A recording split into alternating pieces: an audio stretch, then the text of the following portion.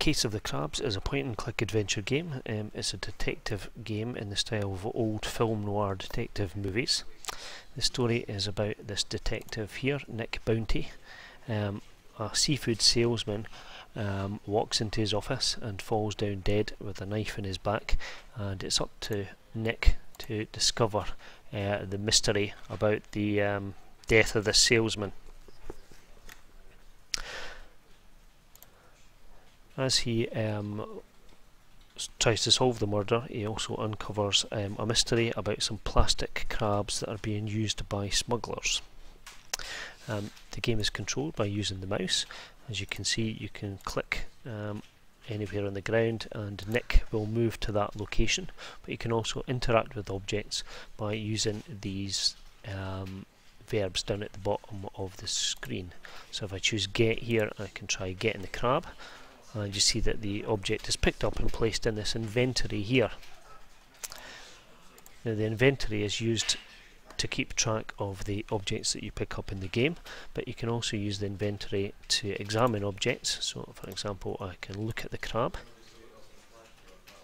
and later in the game when I've got other objects, I can combine them together by using this inventory system. Now when you uncover enough clues, you can move to the city map screen.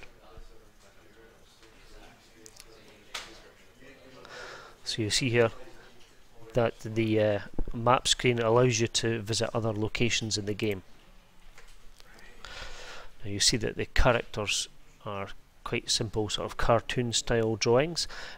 Nick looks quite like a noir detective from the 1950s wearing a fedora and Macintosh coat, and most of the other characters in the game look quite like what you would expect them to look like. So for example, here's this dock worker Bill here, who's kind of big and muscly and doesn't really want to interact with you too much.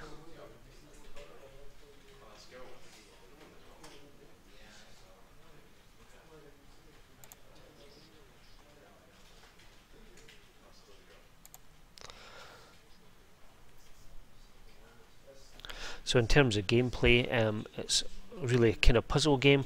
On each screen you've got to find objects or uncover clues to help you solve the entire mystery, and you need to pick up certain objects to use throughout the game.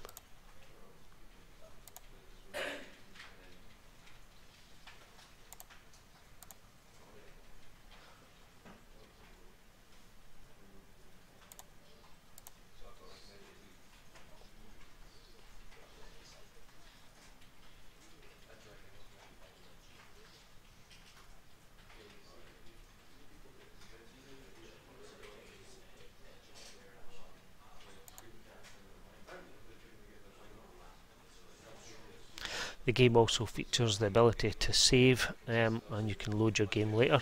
It takes probably about an hour at the most to play through the whole game, so having this ability to be able to save it and load later is really useful.